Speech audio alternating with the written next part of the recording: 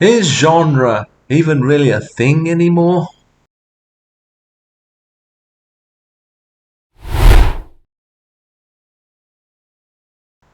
I think a lot about the concept of genre in cinema, in music, and literature. Mostly what I want to talk about today concerns literature, but it's very much to the forefront of my mind when considering music as well.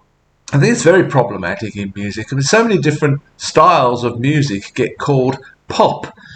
I mean, for instance, Billie Eilish's song, her Grammy Award winning song, What Was I Made For, from the Barbie movie, is called a pop song.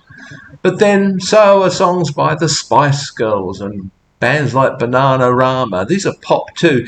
If those two things, which are so completely different, are both called pop, then what does pop actually mean? It's very similar with the concept of rock. Sometimes they qualify it with indie rock or soft rock or something. But if you consider a band like the Foo Fighters and then compare it with, say, Taylor Swift's Folklore, both of those get called rock. I can understand why you would call the Foo Fighters rock, but to call songs on the Folklore album soft rock, whatever that actually means, what does soft rock mean other than it's just a ballad, perhaps? I don't know. These concepts, they bother me. I'm not sure how useful they are. And then, of course, also you get the creation of all these subgenres and sub-subgenres, particularly in areas like metal, heavy metal music, or hip hop. So much so that in the end it becomes absolutely pointless, and the song is just what it is. I guess the same would be true of movies, but what I'm thinking mostly about, and what I'll talk mostly about today, is actually books. To say the least, I think the concept of genre in, say, literature, but also other things, is rather vague and also maybe a little strange. Initially, I suspect the concept arose because people simply like to categorize things. They like to be able to put things in boxes.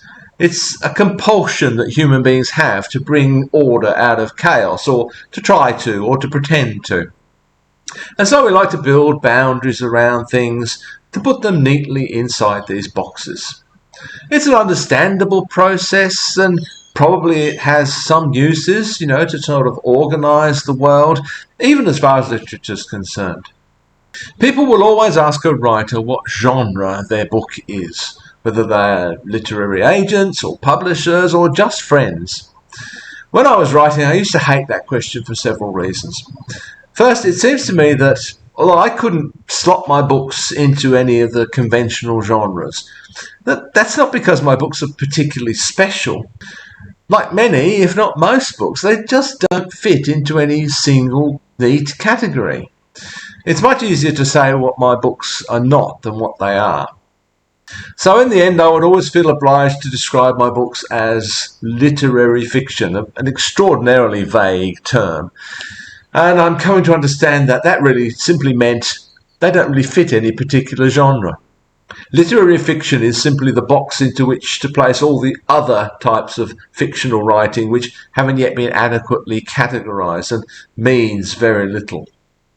But I don't like saying that my books are literary fiction either, because it kind of sounds pompous and pretentious. I don't mean to suggest by that they're any more literary than any other type of fiction. Even genre fiction is, or at least presumably can be, literary. Or are we simply using the term literary to mean well written, which much literary fiction probably isn't? It's also quite odd to think that any book has to fit into a single literary genre. Can't a fantasy or science fiction novel also be a romance? Can't a mystery novel also be science fiction? Of course, this begins to generate all kinds of subgenres and sub-subgenres, so you end up with things like Latter-day Saints science fiction mystery romance. Or we come up with a new genre called cross-genre literature, which is probably just as bad as literary fiction. Eventually, I think each of our books just falls into its own genre if it's any good at all, the exemplars of which number precisely one. If a book is labelled as a particular genre, it's expected to follow certain rules, which are mostly unwritten.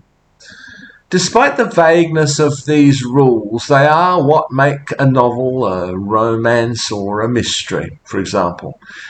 They give rise to certain expectations. When I read a romance, I expect certain elements to be present, or I may feel let down. I suspect this owes a lot to the marketing mentality. Publishers like to be able to promote their projects to a specific readership. There seems to be the belief among publishers and to some extent writers that if I like a certain book, I will like another book which is very similar to it. I probably won't.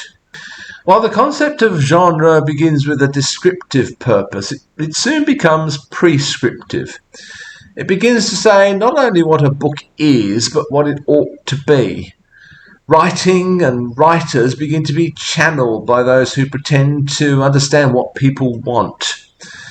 It's not impossible for a genre book to also be a great piece of literature. I think of Dune, for example. Okay, that's in the science fiction genre, but it's also literary fiction, certainly in the sense of being well written.